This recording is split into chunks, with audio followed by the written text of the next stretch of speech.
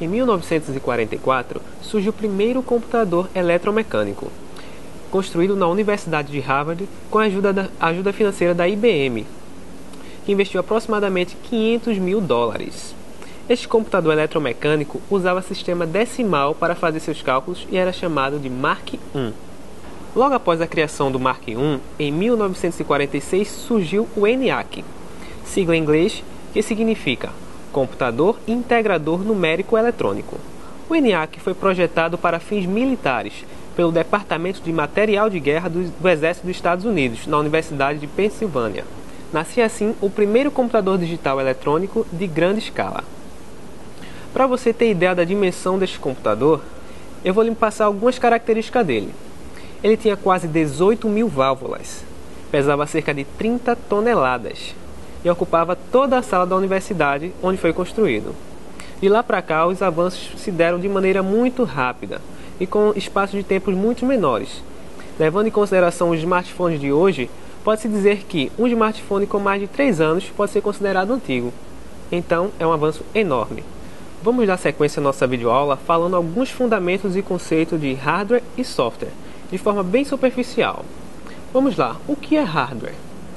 De forma resumida, hardware é toda a parte física do computador, ou seja, todas as partes que você pode tocá-lo. Sendo assim, é um conjunto de peças e equipamentos que fazem o computador funcionar. O hardware do computador pode ser programado para realizar diversas tarefas. Essas tarefas necessitam de entradas para fornecer saídas, ou seja, ele recebe os dados são processados e, por fim, a saída são as informações processadas. Vamos falar um pouquinho de placa-mãe. A placa-mãe é um componente do computador e um hardware que liga todas as outras peças, fazendo a comunicação entre elas. A primeira placa-mãe surgiu inicialmente em um computador da empresa IBM, no ano de 1982.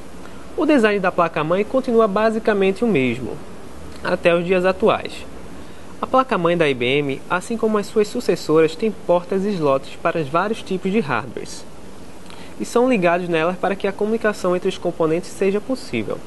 HD, memória, processadores, leitores óticos, fontes, placas de vídeo e tudo conectado na placa-mãe. Existem dois tipos de placa-mãe no mercado, as on-boards e as off-boards.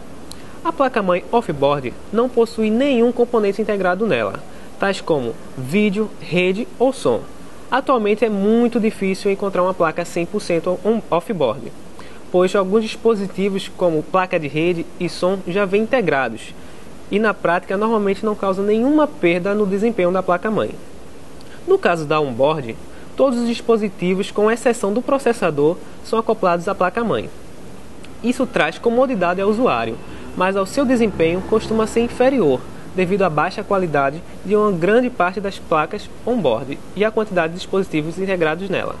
O processador é a parte central do computador, funcionando como uma espécie de cérebro da máquina, realizando cálculos, fazendo tarefas e transformações e manipulações de dados. O processador, ou CPU, Unidade Central de Processamento, como também é conhecida, é um chip eletrônico com milhões de componentes eletrônicos microscópicos chamados de transistores, responsáveis por controlar os sinais elétricos existentes em um computador. A Intel é a empresa mais antiga do ramo, trabalha com microprocessadores desde 1970 e atualmente fabrica alguns dos mais populares processadores do mercado, tais como o i3, o i5 e o i7. Vamos falar um pouquinho agora de memória RAM.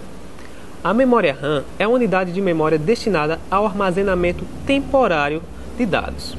Sendo assim, sua função é apoiar o funcionamento do processador do computador.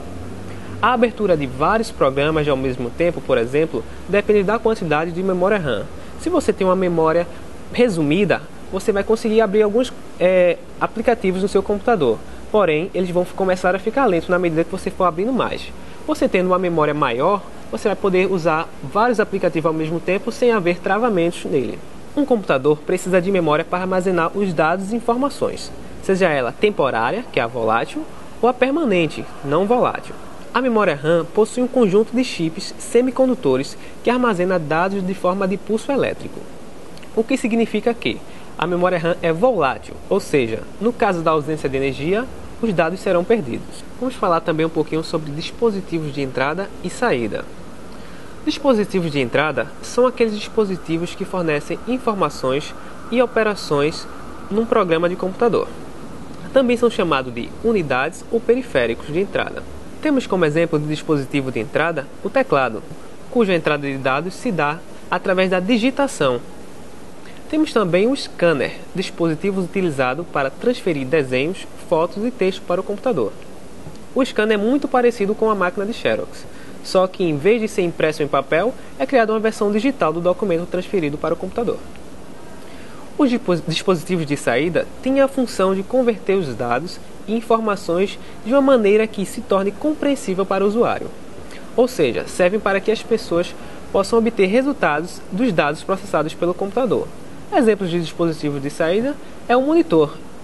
O que acontece no computador é exibido no monitor para que o usuário possa visualizar. Também, um dispositivo de saída é a impressora, que o que está no computador pode ser impresso e visualizado no papel. Agora vamos passar para a parte de software. O que é um software? Software é toda a parte lógica do computador, ou seja, é um agrupamento de comandos escritos em uma linguagem de programação. Estes comandos ou instruções criam as ações dentro do programa, permitem seu funcionamento. O software não pode ser tocado, diferente do hardware. Existem vários tipos de softwares. Vamos começar pelo software de sistema. O software de sistema é constituído pelos sistemas operacionais. Permitem que usuários interajam com o computador e suas partes, gerenciando o hardware e dando suporte aos aplicativos. Exemplos de sistemas operacionais são o Windows, Unix, Linux e macOS, dentre outros diversos. Existem também os softwares de aplicativos. Este tipo de software é basicamente os programas usados para as aplicações dentro dos sistemas operacionais. Os softwares de aplicativos auxiliam o usuário na realização de suas tarefas, dados como editores de texto, planilhas e apresentações, dentre outros. Softwares de programação são softwares usados para criar outros programas, a partir de uma linguagem de programação como Java, PHP, Pascal, C++, dentre outras. E por fim, temos os softwares abertos, ou softwares livres, que são todos esses que eu já citei, porém com código-fonte disponível, aberto para manipulação. Todos estes tipos de softwares evoluem muito todos os dias, sempre estão lançando novos sistemas operacionais e novos aplicativos para facilitar e entreter a sua vida. Bem, na próxima aula vamos falar um pouquinho sobre fundamentos de internet e sistemas distribuídos. Então, tchau, até lá!